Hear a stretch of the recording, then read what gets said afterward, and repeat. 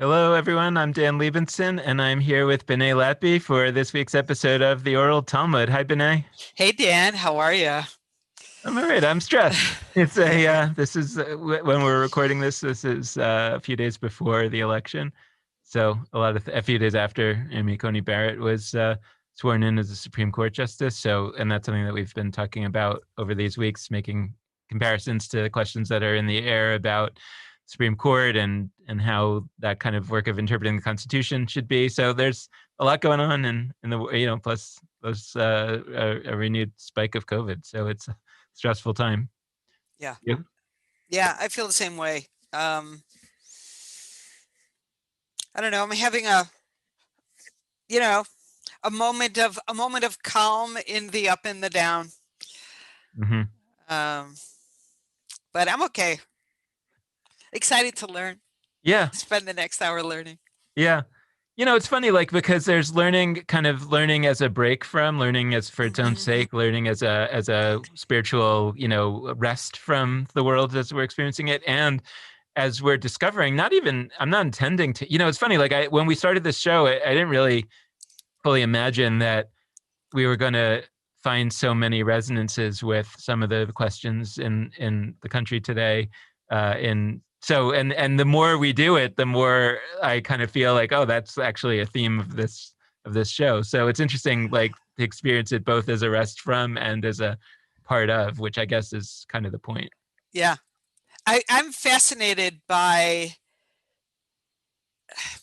stressed, I would say, by the question of, how much should we be in the Beit Midrash and how much should we be out in the streets or otherwise changing the world? And I'm gratified to know that the rabbis themselves were equally stressed about that. Mm. Um, yeah, so learning is both an escape from as well as an engine to renew. It's so many things. Um, So let's jump back into what we're studying because I think there's like so much in it and on all of these levels. So let's just jump back into it.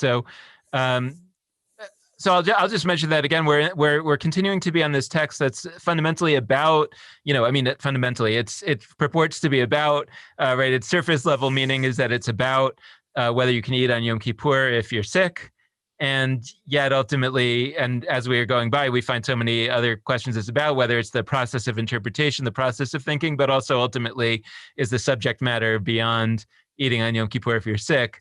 And obviously the answer is yes. We'll get to that. But you want to give us a little bit of a grounding just where we are right now in the text? yeah, okay. So without going too much into all the back and forths of where we've been, we're dealing with, in this sugya, this passage generally is dealing with the fact that we have a Mishnah that says if a person is sick and feels that they need to eat on Yom Kippur, they're allowed to if there are experts who are present who confirm they need to. Which, by the way, we noted originally is a radical deviation from Torah, which the rabbis understood to say you have to fast. That one of the afflictions is fasting, which is the violation of which is a super serious thing. And the Mishnah goes on to say, but if there are no experts present, we listen to the person's own opinion on whether they need to eat. Okay, so that's the Mishnah. And then we move into the Gemara and we have an opinion that says, actually, if the person says, I need to eat, and the experts or doctor present says, no, you don't need to, we listen to the person and we let them eat. That seems like a contradiction to the Mishnah. And furthermore, if the person says, I don't need to eat, and the doctor says you do need to eat, we listen to the doctor. Because even though self-determination seemed to be a big part of that prior opinion, yes, you can eat even if the doctors say no. If we're really worried about your health, that's even more important to us than self-determination, and we're going to make sure you eat. Okay, so now the text is going to be dealing with the contradiction between these new two opinions. These are Rabbi Yanai's opinions and the Mishnah, because one of the rules of the game is that era of rabbis after the Mishnah are not allowed to contradict the Mishnah. The Mishnah is considered inviolable, like the Torah, with a big asterisk on both of those points, because we can see that they're overturning Torah in radical ways with the Mishnah, and the rabbis do the same thing, even though they claim not to be. You know, I suggest the entire Talmud is a handbook for precisely how to do that. And we're also seeing how the rabbis in the Gemara are overturning Mishnah, even though they're not supposed to. Okay, so we've arrived at the point where they've re-understood the Mishnah in a way that is pretty obviously not what the Mishnah originally meant. Namely, that the reason you need a multiplicity of witnesses to let the sick person eat when they say I need to eat is actually only in the case where the sick person says, I don't need to eat, and there's another doctor agreeing with them saying, yeah, he doesn't need to eat. And we have two experts to say he needs to eat. That's when we say, yeah, you eat. So that's our new understanding of the Mishnah, which at this point in the text, we should be chuckling about, because it's so obvious that that didn't mean that. But okay, this is going to be a kind of sampler text for a dozen different ways to radically reread and then reread and then reread and then reread a more constitutional prior text to essentially allow the even more radical read that you would like to be the law of the land. Yeah. Yeah, and I think we'll talk about this more later next week, but like as I've been reflecting on this and trying to think about it, one is to like stick with the case and go through it, and that's what we should do now. And then for me, and I say this just so that viewers, listeners can follow along with my, pangs of concern, right? That I've been thinking like, how do we feel about Supreme Court justices in America that read the Constitution this way? And do we feel good about it? Do we feel good about it when it matches our political aspirations, but not when it doesn't? Do we feel bad about it all the time? Is there some way to think about that we can say when it's proper and when it's improper, even if the justices themselves don't make those distinctions? Are there ways that we could say, oh no, I can imagine the Supreme Court justice that it is the Talmudic sort of Supreme Court justice of our dreams, right? And how might they approach the U.S. Constitution in the same way, where they do some kind of interpretive tricks, but somehow on the whole, we do appreciate what they're doing, and not only because, or maybe only because, we agree with their political approach. Yeah. You know what? You're reminding me of the situations in the Talmud when we have two rabbis, both of whom want to overturn Torah in a different way, or even one of whom wants to and one of whom wants to preserve the apparent simple plain meaning, and they both are using svara to defend their position, and the question is, which svara wins out? And the way it seems to work is the svara which they all agree is in agreement with the fundamental principles that they agree underlie the system, is the svara that wins out. And that's not a super stable or obvious thing, but it feels like that's a piece of the puzzle when we ask ourselves, are we really happy with far right wing or the other guys using these techniques? Yeah, I think they get to use them.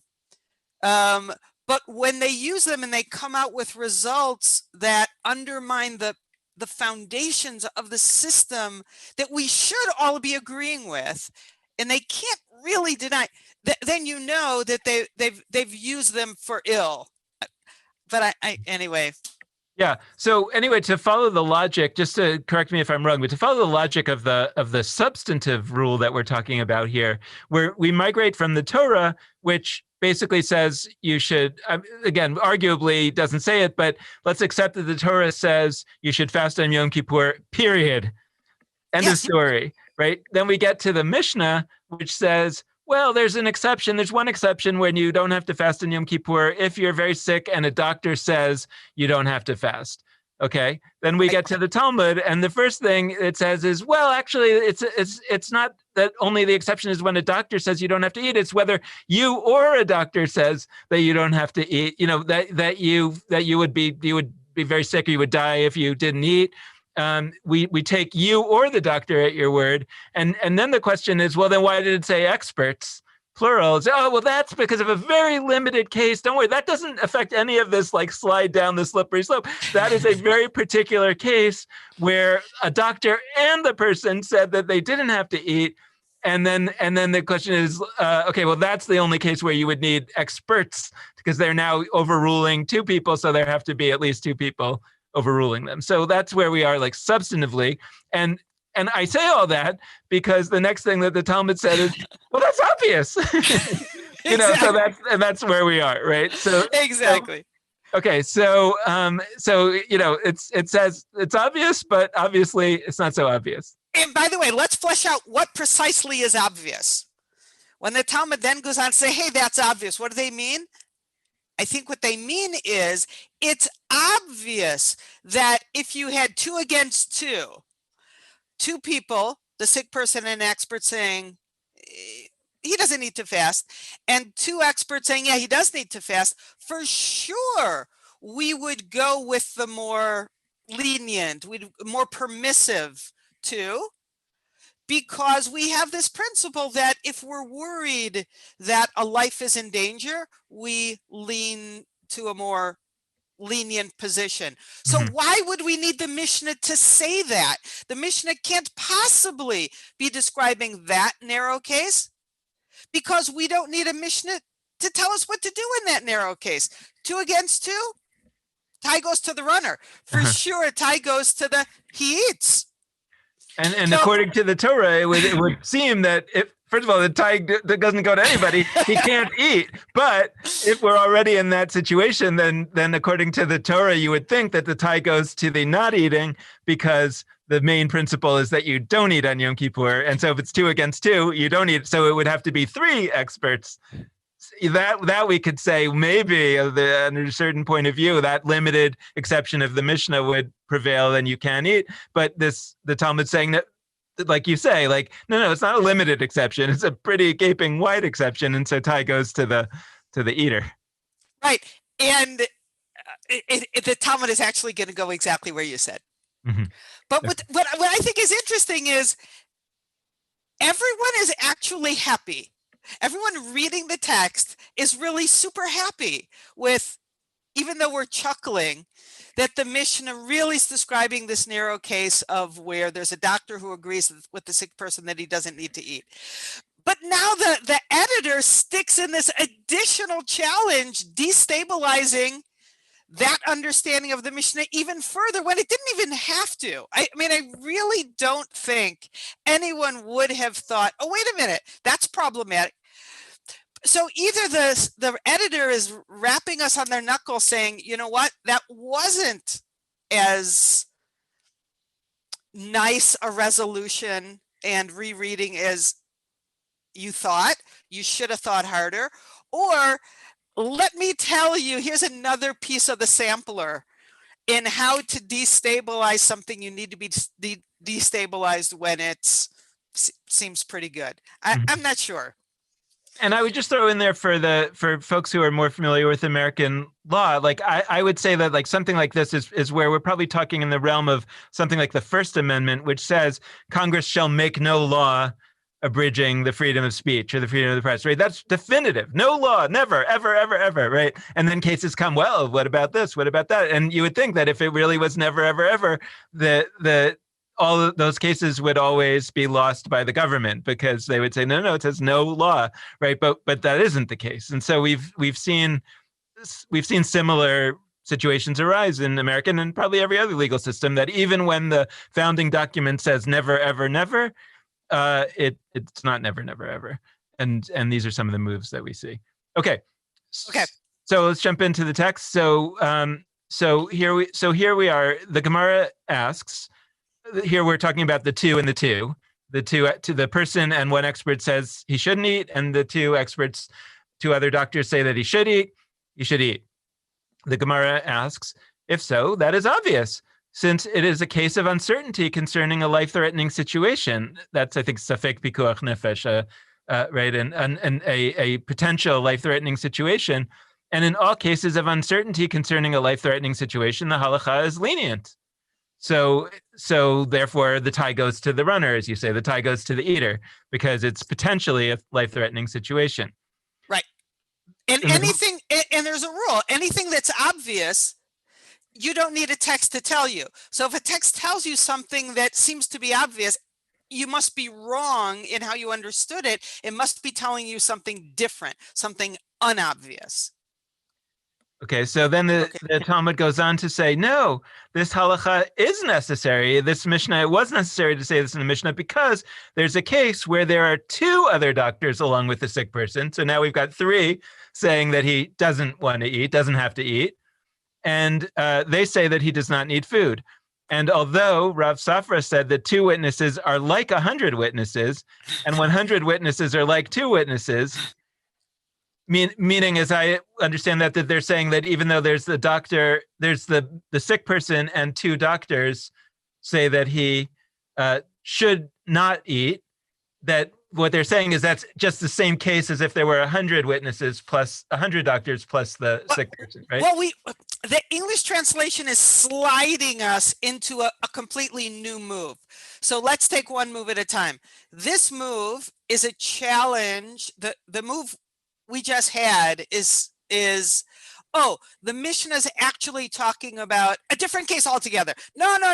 It's not what I said 5 minutes ago. It's this. Namely, there are 2 doctors who say he doesn't need to eat, agreeing with the one, and 2 doctors who say he needs to eat. That's when we allow him to eat.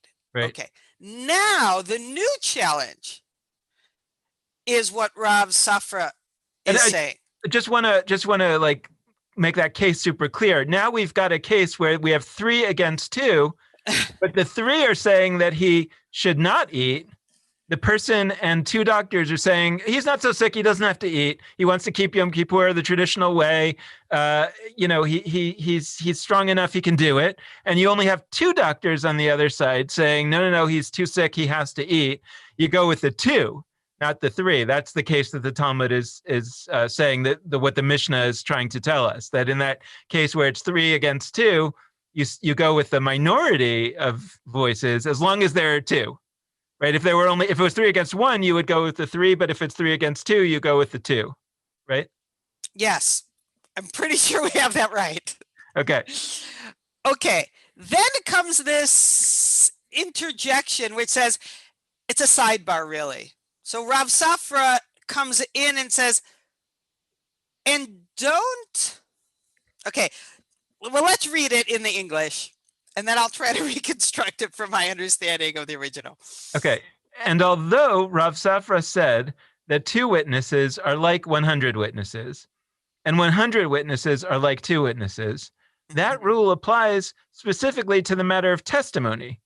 However, in the matter of assessing a situation, i.e. diagnosis, I think, is what they mean here, right? These are doctors diagnosing, not witnesses offering testimony. That's exactly right. So in a matter of assessing a situation, we follow the majority of opinions. Okay, so Rav Safra is coming in to say, unless you, play the card of, why are we playing a numbers game with witnesses? We never play numbers games with witnesses. As long as we have 2. As long as we have 2, you're done. 100 witnesses is actually no greater. They can't make a greater case than some opposite case that only has 2. Mm-hmm. 100 witnesses are equal to 2. 2 is equal to 100. It doesn't make a difference as long as you have 2. But that rule only applies to technical witnessing. When the quote unquote witnesses are actually giving an assessment, assessments are different than witnessing. In the realm of assessments, majority of assessors does count against the minority of assessors assessing something different. So by the way, I think in American law, we would see that as the difference between a fact witness and an expert witness. So a fact witness is somebody who said, I saw a white car driving off away from the scene.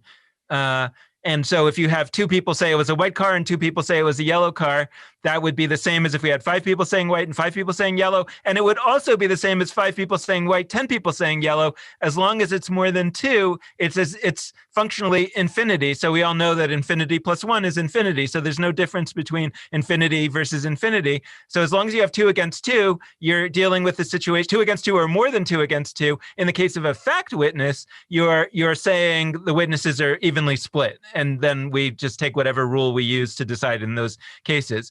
If it's an expert witness, that's somebody who says, I'm making an assessment, right? I've analyzed the blood in the car and I've done a DNA sample and it matches the person who's been accused of murder, and 2 people say that it matches and 5 people say that it doesn't match, you would go with a 5 according to what this Rav Safra is saying, right?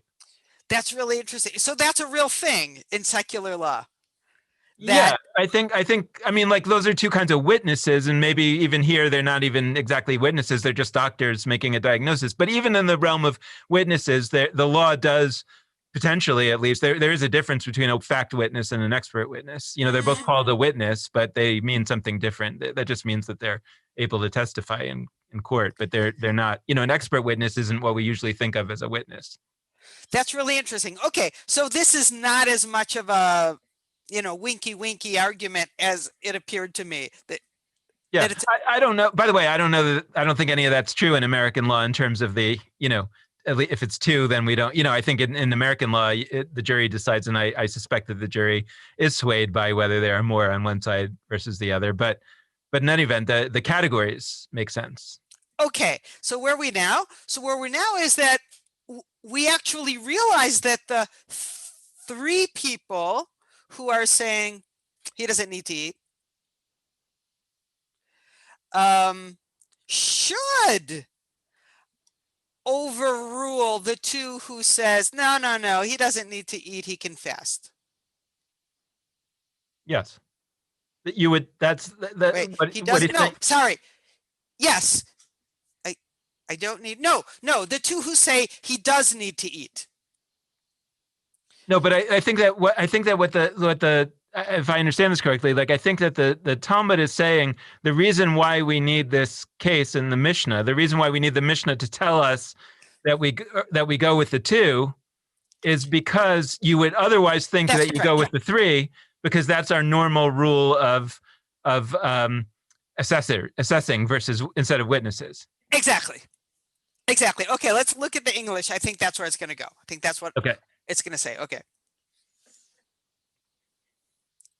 So the next, here's Steinsaltz's explanation. Therefore, one might think in the case of the ill person, should not be fed because the opinions of 2 plus the doctor, the ill person should override. Sorry, in the opinion of 2 doctors plus the ill person should override the opposing opinion of only 2 other doctors. Generally speaking, 2 or more witnesses constitute complete testimony, and there's no difference between the testimony of 2 and the testimony of a large number of people. However, this principle of following the majority applies specifically to assessing monetary issues. Oh, so then the Talmud is, sorry. Okay, so stop. So the clarification was what I just said earlier, was that they're saying you would think that because in situations of assessment rather than witnessing, we go with the majority. In this case, we have 3 against 2, so we should go with the 3. However, then the Talmud is saying, however, that principle doesn't apply in this case, because that principle is only about assessing money issues.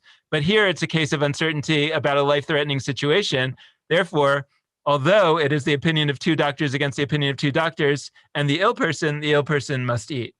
So, Right, right, because what even overrides the 3 against 2 in an assessment situation is it's a potential threat to life situation. Given that that's the context, we go with the 2 over the 3. right, right. Okay, so We go now back to the infinity versus infinity, and as long as there are 2, you eat. That's right.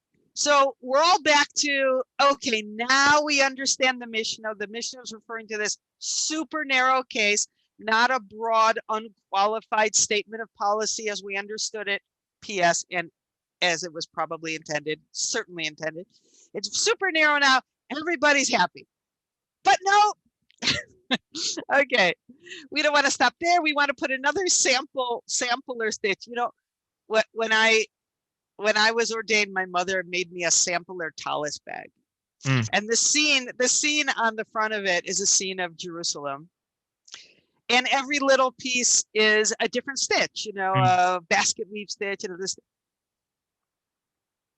I don't know. Somehow this analogy comes to my mind because there's a picture, right? Jerusalem is on there, but it's not really on there as its goal. It's a sampler. It's there to show different kinds of stitches, and it decides to do so in the design of Jerusalem. This is like a sugya sampler. It's in the design of should someone eat on Yom Kippur or not. Mm-hmm. But you know, the text is never about what it's about. The sampler, it's a sampler of different, I think, different ways to destabilize a prior constitutional sacred document when you actually have come up with a better understanding of how we should make our world and how to deal with that tension of the sacredness of it and the fact that it's got to be malleable. So, I think that's right. Like we can look at it ultimately at the end of it as a sampler of these techniques, because it may be that in a particular one of these techniques, it doesn't work in this particular case, but now we know we have that technique available for some other case where maybe it does work. Like in this case, in the case of monetary assessment, now we know we have this principle that the majority rules, even if there are 2 witnesses on the other side or two experts on the other side, right? Even though it doesn't necessarily work in this case. And another way to look at this case here is like, bottom line, it's going to come out that you can eat on Yom Kippur as long as as long as there's a tie assessment. And just wait. Okay. And or more than that, right? Or even more often than that. And what we're seeing here are the attempts to get to that conclusion. And we see like the thrusts and parries, and so they say, oh, well, like, here's one, I'm going to use this principle here. And they say, no, but that principle doesn't work. Okay, fine. So I'm going to use another one until I find something that works. That's different from, in a sense, that's a kind of a results-oriented jurisprudence, in the sense that clearly what they're trying to do is make this the outcome, and they're testing out different methods of getting there till they finally find one that doesn't have a defense. Right? Yeah. I keep picturing a law school seminar, and there's a certain fact pattern and whatever, right?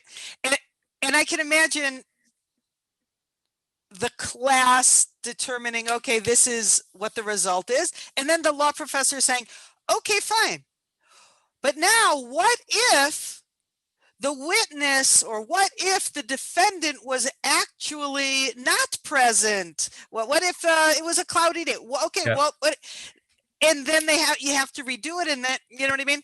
That feels like what the editor is doing here. I agree. That's the teaching method, right? That's the classic teaching method of law school. And if you think that's what's going on here, then it confirms your sense that the Talmud is best understood as a law teaching casebook, where it's really trying to just teach you these methods of how to think, as opposed to these particular cases. The interesting case is, if it is actually a case, like if rather than looking at the Talmud as a law teaching casebook, we look at it as something more like a case report, like a like what, it's when the Supreme Court writes an opinion and we have the opinion written out. Usually it's the opinions aren't written this way, where they try the different methods and show you why it doesn't work and doesn't work, and then they find the one. Usually they just go with the one that worked. What's interesting here about them showing the different paths that didn't fully make it is, on the one hand, maybe they're showing you some of those techniques because they want to teach you, and maybe you'll learn it from another case. The other thing that I think that they're kind of showing their hand in a certain way, and I suppose intentionally, is that it is a kind of results-oriented jurisprudence, in the sense that they're saying, like, we want to get to this result, and we're showing you how we tried to get to that result through these different interpretive justifications, meaning I don't think that they actually got to the result based on the logic that's ultimately going to be used to carry the day. They're showing you this is a logic that could justify the result, but it took us a while to figure that out. I agree.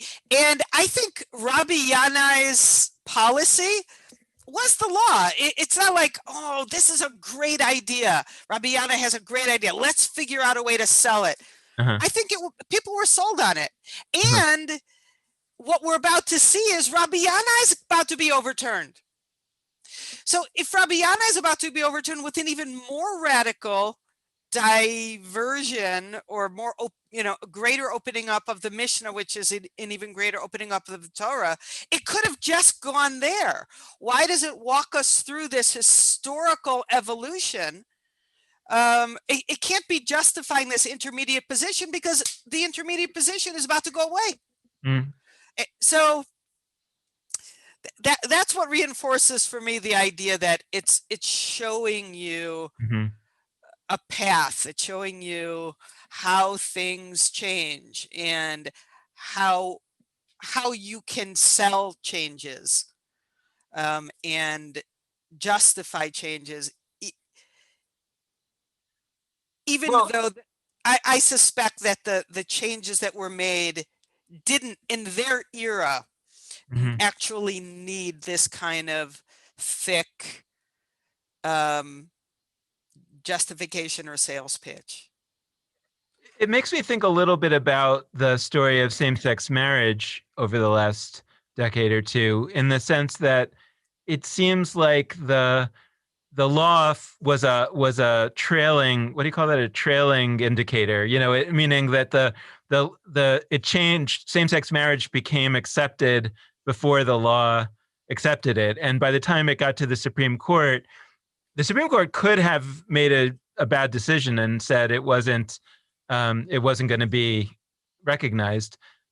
But part of why the Supreme Court, I think, didn't make that decision is because they understood that society had shifted radically under their feet. And if they had made a decision that said same-sex marriage was not going to be allowed, that it would have delegitimized the court. It wouldn't have been accepted. That as opposed to other decisions where the Supreme Court or any court or a legislature is kind of introducing a change to the law that is contrary to the will of the people or to the reality of society.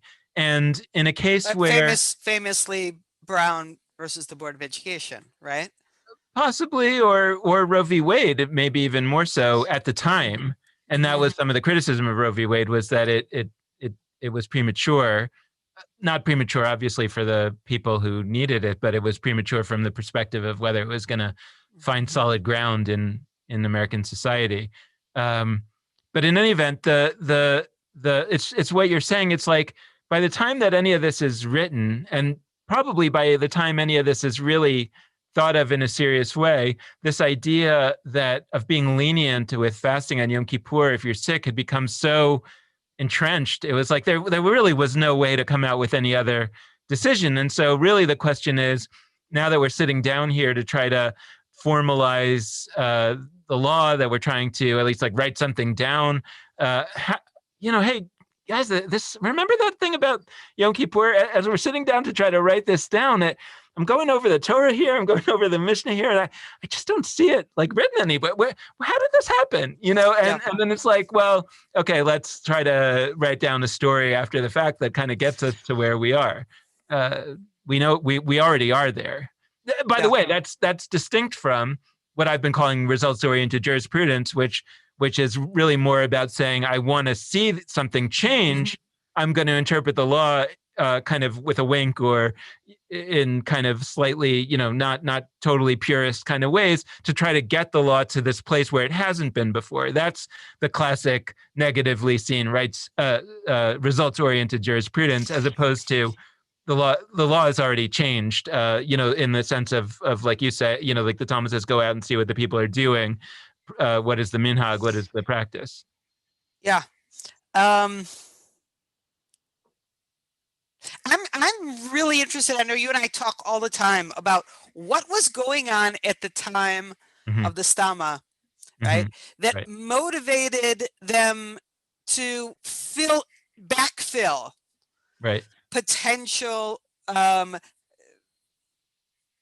jurisprudential techniques and moves to come up with radical outcomes, which probably were put into place without too much, discomfort on the part of the people. It makes me wonder, we have this hyper pietistic relationship with Torah that I think they never had. And as the relationship with your sacred ur text gets more pietistic, you need more justifications. Whereas before, when people, I think the rabbis did not think Torah was the word of God, such that they couldn't mess. I know that's a big debate. Put a sticky there, but maybe that's a factor here. Mm-hmm. I don't know. We could put it. Yeah. Yeah. I mean, it's interesting, like to think about.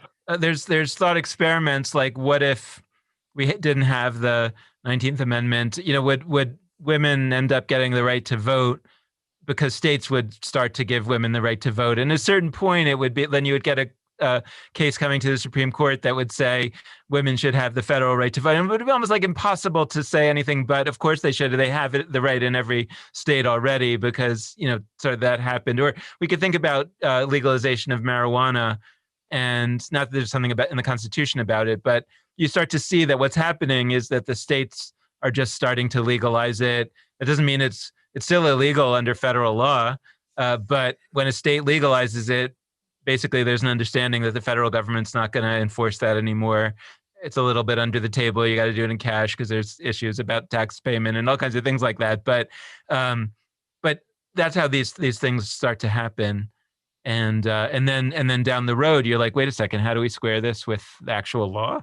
That says that this Yeah, is illegal. but okay, something clarified for me while you were talking, which also meant I missed half of what you said. But here's what I got.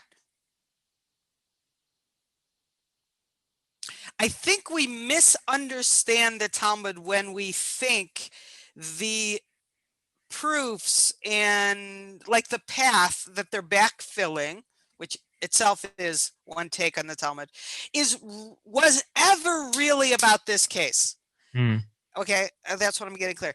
I think it's the editor saying this is a theoretical path to a case like this. Mm. It wasn't how this new law, it wasn't how Rabbi Yannai's new reality came into being, but it's how you could go from there to here. And somehow in the time of the Stama, they had to have been needing to go from where they were to some, more open, more expansive, more progressive, liberal understanding. Mm. And then they needed the techniques because at that point, people had that more pietistic relationship with Torah. Now they need the moves, maybe. Okay.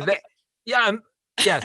I'm into that. And actually it then we'll go back into the text, but it reminds me, like, it's what you're describing is what I've been trying to do with, for example, rethinking the Jewish holidays today, where I've been trying to say to people, like, you think that all of these holidays, the way we have them, you think they're like written in the Torah that way. Let me show you in the Torah, like there's nothing about having a Seder for Passover. And so don't tell me that we have to have a Seder forevermore because it's in the Torah. Now, Now, the point may not be Passover. I love the Seder. I don't have any problem having a Seder. My point is that once you see that we made up the Seder for Passover 2,000 years after the Torah or whatever, then here, now let's move over here to Sukkot, or let's move over here to Rosh Hashanah. And if I say, hey, let's actually build a sukkah on Rosh Hashanah, like you could tell me it's crazy and it's totally un-Jewish and it's heretical. And I say to you, well, this specific case, there's no precedent for it, but cases like this, every holiday that you celebrate, so like that's kind of, that makes sense. That what would be the stama, or the people who are living at the time of the Talmud, what would be the cases that they were trying to justify, and in a sense they're using this one to say, hey, you guys, how everybody knows that you're allowed to eat on Yom Kippur if you're sick, even if like 50 doctors tell you that you can't, like that wasn't always the case. So now when we're over here talking about, ritual hand washing or whatever, we have more flexibility than you think we do. Yeah. Mm-hmm. I think that's right. Makes sense. Yep. Okay. So let's jump back into it. Okay. So, okay. Okay. So therefore, so I'm sorry, we're exactly where we were, but therefore, although it is the opinion of two doctors against the opinion of two doctors, and the ill person must eat. That concludes the previous case. The Gemara asks. Okay, stop. So just be ready. Here comes a new move, a new destabilizing of this solution to make the opportunity to share yet one more piece of the sampler, I think. One more technique. Okay, so they're going to make us be in a kind of trouble that we never anticipated, to show us that last solution may not have been adequate. Here comes a new solution. Okay, new problem, new solution. Okay, so the Gemara asks, but from the fact that it is taught in the latter clause of the Mishnah that if there are no experts present, one feeds him according to his own opinion, by inference, the first clause of the Mishnah is referring to a case where the ill person said he needs to eat. And in that case, the expert said that he didn't, right? Okay, so personally, I find the English translation of the Talmud so much more difficult to follow than the original Hebrew or Aramaic. Okay, so let's go back to what the Mishnah said. The Mishnah said, if there's a sick person on Yom Kippur, we feed him according to experts. It doesn't explicitly say what that sick person wants to do, but it's perfectly obvious that the case is that he wants to eat. And we let him eat if the experts say he needs to eat. That's clause 1. Mm-hmm. Clause 2 says, but if there are no experts present, we feed him on his own testimony. Case being, if he himself, again, says he needs to eat and there are no experts present, we let him eat according to his own wishes. In other words, it's obvious that when the second clause says we feed him, that the case is he wants to eat. And the only difference between the first and the second clause is whether there are experts present. But the case itself, the Gemara is now saying, had to have been the same case, because we're only changing one variable, whether there are experts present. What we're not changing was his own expression of wanting to eat or not wanting to eat. The second part is obviously him wanting to eat because it explicitly says we feed him on his own testimony. Therefore, the first clause must have been him saying, I want to eat, not this super narrow case that we've pushed the Mishnah into a corner to be representing, namely, he says, I don't need to eat. Okay, so now we've just overturned the apple cart of where we had left our Mishnah. Oh, it can't, that case where there are a multiplicity of witnesses can't be describing a case where he says, I don't need to eat, and there are two corroborating doctors who say, no, he doesn't need to eat. And the implication would be that in a case where he says he doesn't need to eat, he would not eat. Like, meaning that this kind of straw man version of the Mishnah that they're putting up here, that says that like these two cases both have to do with a sick person who says, I do need to eat. in the ideal world, there's also an expert who says he does need to eat, and then of course we feed him. If there are no experts around, then b'diavad, second best, you can feed him if there's no experts around. By implication, in a case where he says I don't need to eat, he doesn't need to. You don't feed him. That would be the. And now they're going to question that. I think that's that's the case.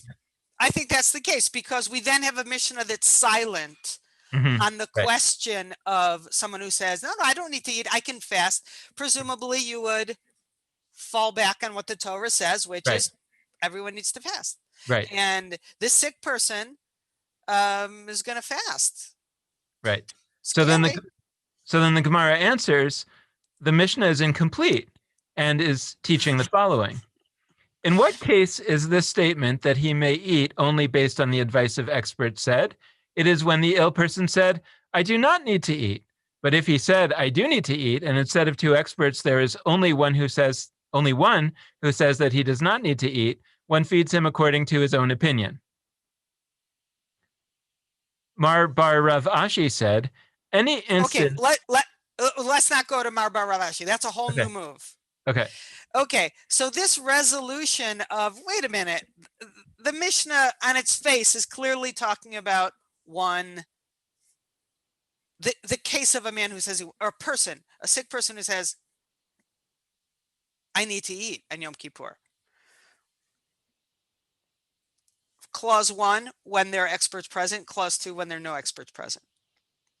Now they're saying, no. You just, maybe words got lost. Maybe you didn't understand properly, but you actually should be reading into the Mishnah the fact that it is talking about two separate cases of testimony on the part of the sick person.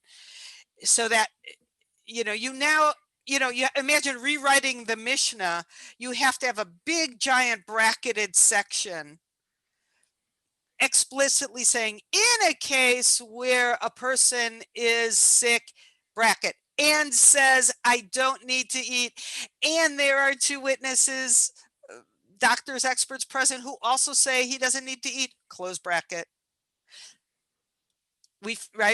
So it's this, like, we're no longer chuckling. We're out and out laughing with the way we need to fill in framing words to make the Mishnah mean what it would need to mean to allow Rabbi Yanai's legislation to be consistent with it. Right? Does that make sense? Yeah, and then the gaping hole that's now left is what happens in the case where a person says that I need to eat, but the experts say that he doesn't need to eat. That in this revised understanding of the Mishnah, what the Mishnah, so the case that the Mishnah says, when a person says I need to eat and there are no experts around, we feed him. That's explicitly stated in the Mishnah. It's also now explicitly or implicitly stated in the Mishnah that there's a case where the person says I don't need to eat, but experts say that he does need to eat. We feed him. And the question that now remains is, okay, so there's this one case, though, when a person says that he does need to eat, and the experts say that he doesn't need to eat. Well, we would probably say that because the Torah is so strong about needing to fast on Yom Kippur, and you've got these experts all saying that you should fast, then you should fast. That's really good. I never quite got that. You're 100% right. You're 100% right. This hyper narrowing of the first part of the Mishnah to be about a case where he says he doesn't need to eat leaves us without a teaching about when he says he does need to eat. And we now know, because of Rabbi Yanai, when there is a doctor who says he doesn't, we let him eat. But what if there are more doctors who say he doesn't? You're right. That's what it's doing. And that's why this next part about Bar Rav Ashi, it's not exactly another move. It's filling in that last gap. Yes, great. I love that. That really helps. Okay. So now we've got that missing case. So we say, Mar Bar Rav Ashi says, oh, wait a second.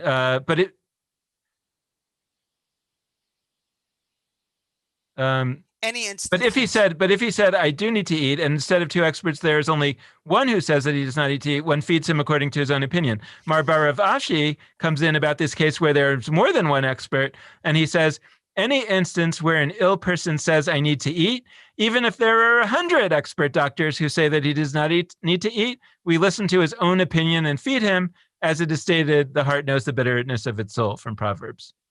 Great. So now we have a pretty big expansion of, or an even bigger deviation, I'd say, from Torah. All right, let's keep going. So the bottom line here is that if a person says he needs to eat, whether there is no expert, one expert, or a million experts there, he eats. Period. So if a person says I need to eat, he eats. Because of this statement in Proverbs, the heart knows the bitterness. What is it? The heart knows the bitterness of its soul. If the person says I don't want to eat, then the only situation in which he doesn't eat is when there are no experts saying that he does need to eat, right?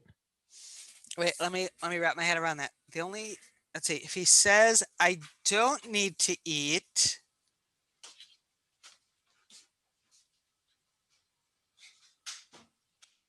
the only time, no, I think if he says he doesn't need to eat and he's alone in that, Yeah, then he doesn't need to eat. doesn't need to eat. But if there's even one expert who says that he does need to eat, then he does need to eat. Right. So we've taken this case where bottom line from the Torah, you fast on Yom Kippur, period, end of story, to actually, if you're sick, you don't fast on Yom Kippur, except for this one tiny exception of whether if you say that you don't need to eat and there's no experts around to say that you should. I think that was right. But if there's one expert saying you should, then you do. Because of Rabbi Yanai, because he discussed it. Okay, great. So now we have this new statement of Mar Bar Rav Ashi, and you could imagine the whole sugya ending there. Mm-hmm. But it doesn't, because in that same pattern of here's a gigantic deviation, you still have to, or the Gemara is invested in showing you how, if you need to at some point later, probably, how you can justify such an enormous deviation from your constitution. And this is maybe what we've said is it's not exactly a deviation, but because it doesn't contradict, it contradicts the Torah. There's no specific case that we're understanding the Mishnah to describe or Rabbi Yanai to describe that this contradicts with, but for sure contradicts the Torah, right? Person says, I need to eat on Yom Kippur. Torah says, regardless of what you say, you have to fast. You may not eat. And here you've got how many? 100 doctors saying you don't need to eat. You can do your fast. No, we listen to that person. Okay, wow, that's big in relation to Torah. Okay. Where does the text go next? And we're sliding into home base here. Yep. Okay. So the text goes next. We learned in the Mishnah, if an ill person himself says that he needs to eat and there are no experts present, one feeds him according to his own opinion. That's the explicit text of the Mishnah. Great. That's the second clause of the Mishnah. Right. And this is brought up as a challenge to Mar Bar Rav Ashi. How can Mar Bar Rav Ashi say, if you say you need to eat, and there are present witnesses, not only witnesses, 100 witnesses who say, no, you don't need to eat. You still get to eat. The Mishnah, second clause of the Mishnah, seems very explicit. You only get to eat if you say you need to eat and you're sick. If there are no experts present. Okay, so it's not only, right. Mar Bar Rav Ashi is not only contradicting Torah, he's contradicting Mishnah, because the Mishnah implies that you only get to eat if there are no witnesses present. Here there are witnesses present who explicitly say the opposite of your own testimony about Right, yourself. and the Gemara goes on and says one may infer from this that if there were experts present, no, one would not feed the ill person based on his own opinion, but instead would listen to the experts, Right. like what you said. So, and the Gemara rejects that interpretation and says, no, no, no, this is what the Mishnah is saying. In what case is this statement that one follows the opinion of experts said? It is when the ill person said, I do not need to eat. However, if he said, I do need to eat, it is considered as if there were no experts there at all. Meaning like it doesn't, like once the person says I need to eat, we ignore the experts, get X'd out of the equation. Like they could be 100, but we don't even need to listen to them one way or the other. As long as the person says I need to eat, he eats, because it's stated the heart knows the bitterness of the soul. Yeah, this is so much more beautiful in the original, because what is clear in the original is what the argument here is, that when the Mishnah said, if there is a sick person, bracket, who says I need to eat in Yom Kippur, and there are no experts present, we feed him as much as he needs until he says enough. Again, there are no experts present, only then do we feed him. What this is saying is, when the Mishnah says, and there are no experts present, what the Mishnah always meant to say was,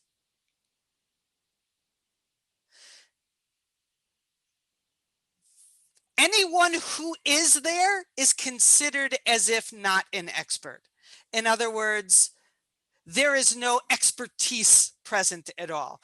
It's hard to do. In the Hebrew, it's ein sham biki'in klal, that any experts that are there are not experts in the face of a person who says otherwise about themselves. Yeah, I mean, like the way it says, like if you by virtue of the fact that you disagree with that person, that is the proof that you're not an expert.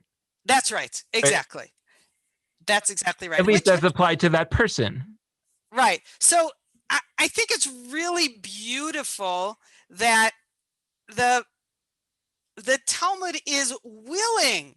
It's willing to so obviously rework the intended meaning of the Mishnah,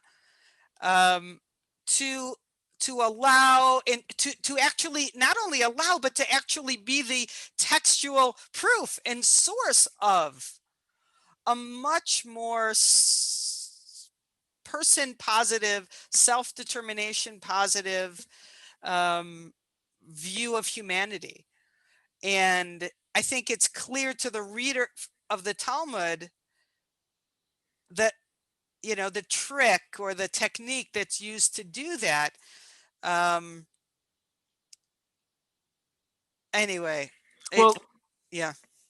So first of all, I mean, I think we'll go a little long because we're just about finished with this. It doesn't make sense to come back to this particular Talmud next week, but we're not quite finished on implications. So folks who are watching and want to end on time, you can come back and watch, you know, another 10 minutes later.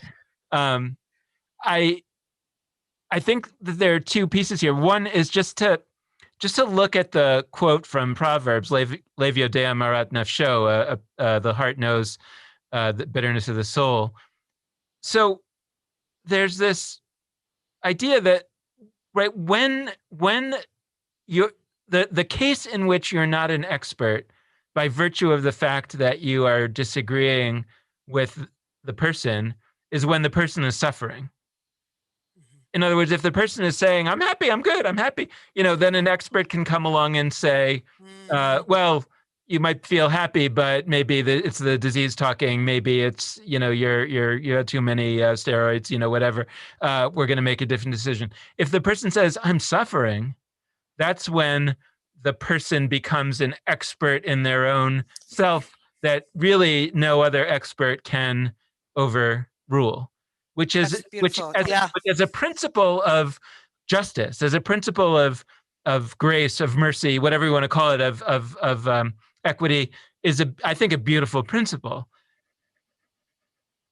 it's very connected to an idea in American constitutional law, for example, that is controversial. But I mean, progressives say that basically the Constitution is there to protect minorities from the power of the majority, and therefore the Constitution should always be read with an eye towards the protection of minorities. And if you're trying to read the Constitution in a way that harms minorities, then by definition, that's wrong. That can't be right. That's not what a Constitution is there to do. So, for example, when we were dealing with same-sex marriage issue, I was actually a law professor at that time, and I was testifying in the Minnesota State Legislature for same-sex marriage or against an amendment that would be banning same-sex marriage, right? I was trying to make the argument that, I mean, I think it did make the argument, whether it would succeed in the sense that the amendments didn't pass, but I don't know that I was the one who persuaded, but I was making the argument that that we don't use constitutions in America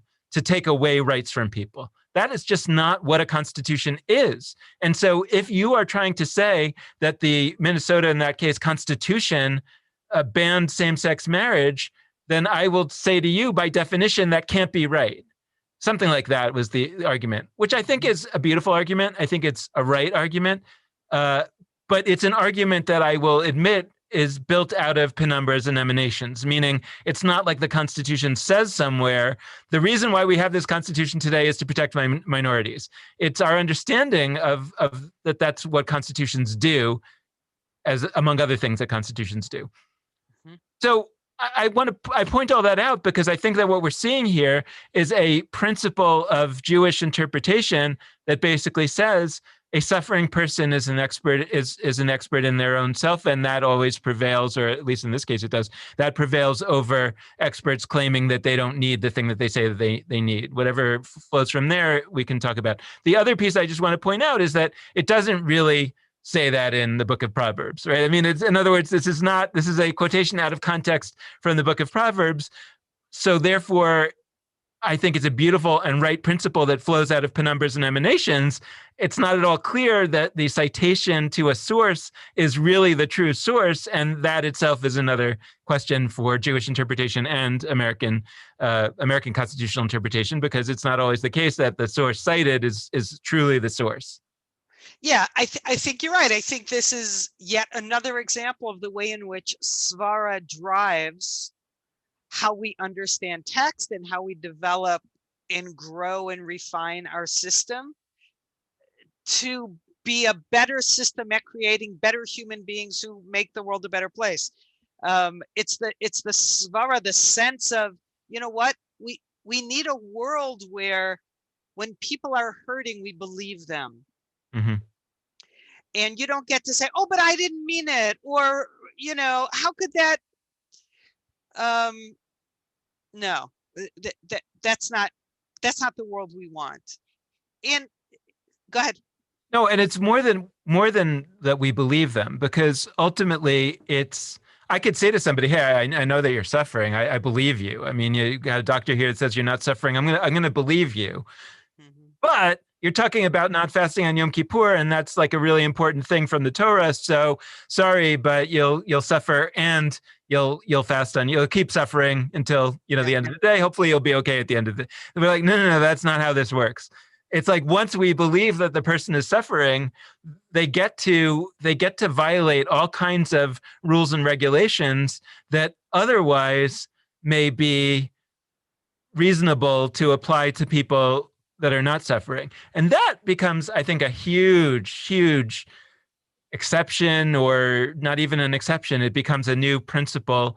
And then all the law pointers that say, but it says right here in the Torah that you should be fasting on Yom Kippur. It says right here in the Torah you shouldn't be marrying a person of the same sex. It says right here in the Torah that you shouldn't be X, Y, and Z. It's like, whoa, wait a second. If you're suffering, right, that if for some reason you've entered into a category of people, whether it's because you're sick, in this case, or because you have a different orientation or a different gender identity or whatever it might be, that you've now gotten into a new category where your suffering actually changes the law that applies to you. I think that's right. Very huge. You're absolutely right. And I wish I could have articulated as well what you just said when, gosh, 25 years ago, however many years ago it was, when the conservative movement was discussing the gay, quote unquote, gay issue.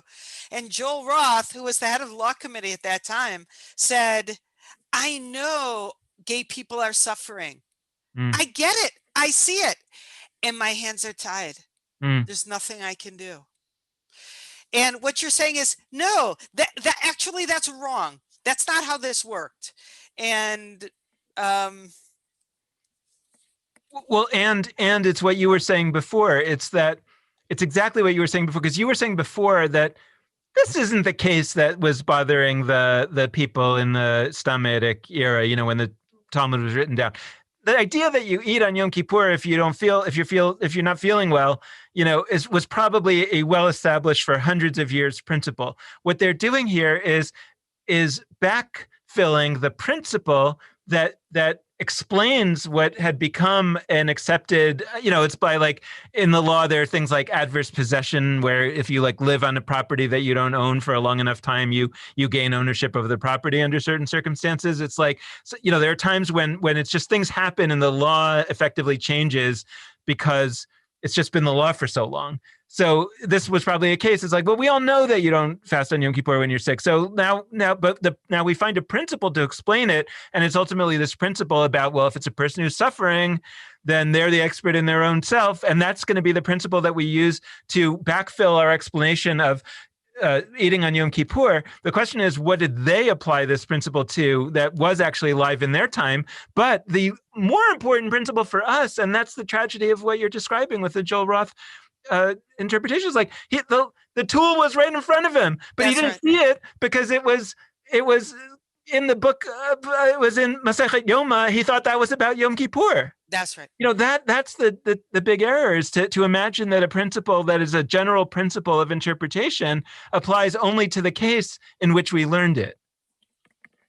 And how many more other situations like that are there today in Judaism and elsewhere in the law, where the principle is actually already there? It's just that people have thought that it only applies to this most narrow of cases. That's right. That's why having this genre misunderstanding of what the Talmud is doing is so fatal to our system, and to our ability to make our tradition better.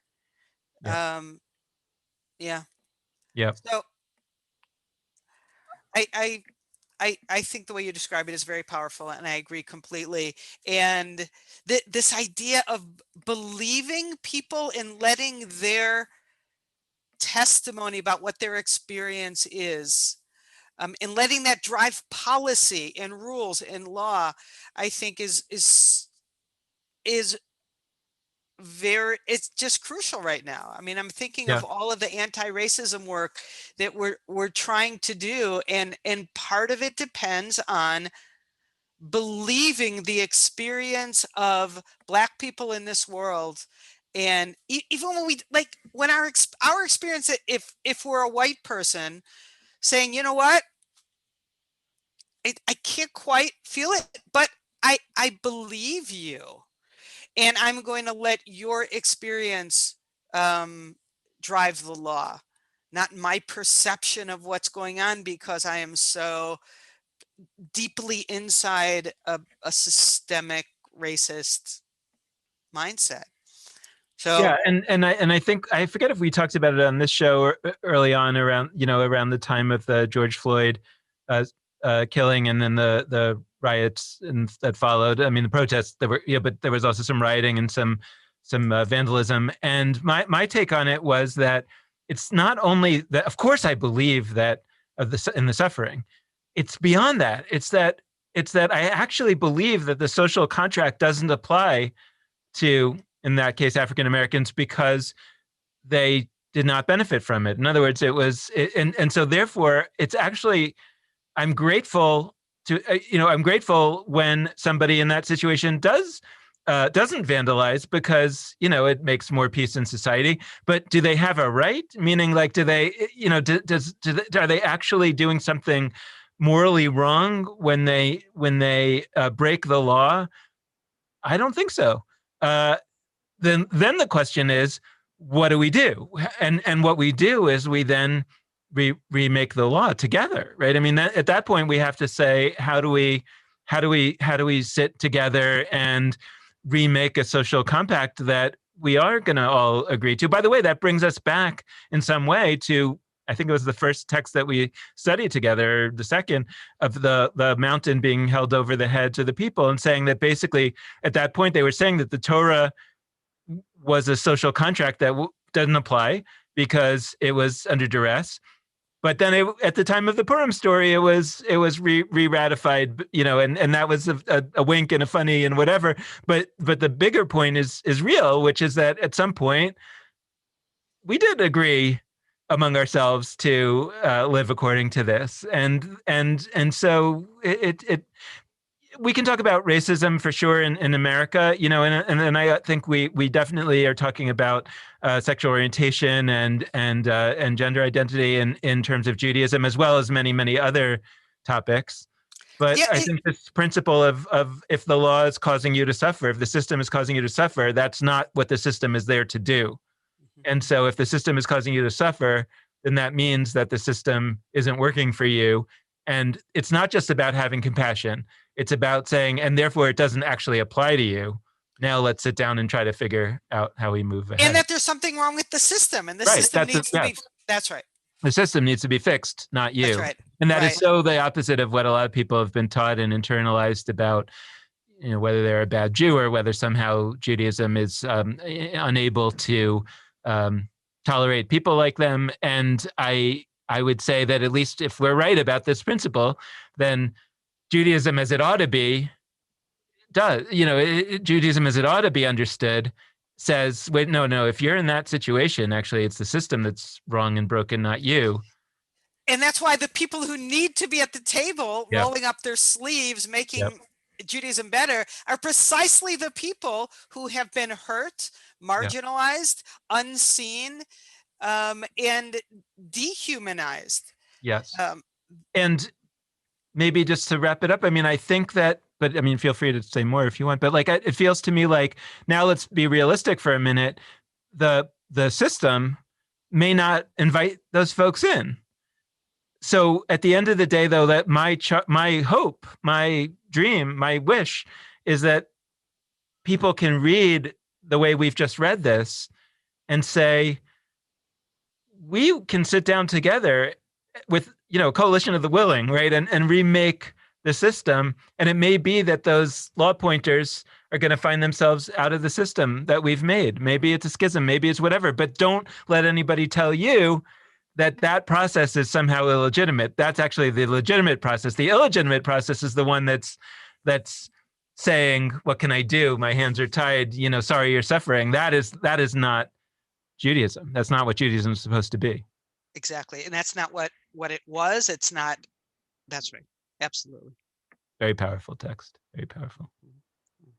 All right. Well, we will continue to build on this next week with something new. So we look forward to seeing you in a week, and that'll be an interesting day. Thursday is a couple days after Election Day, and who knows what's going to be going on. So see you then. Bye, Dan. Bye.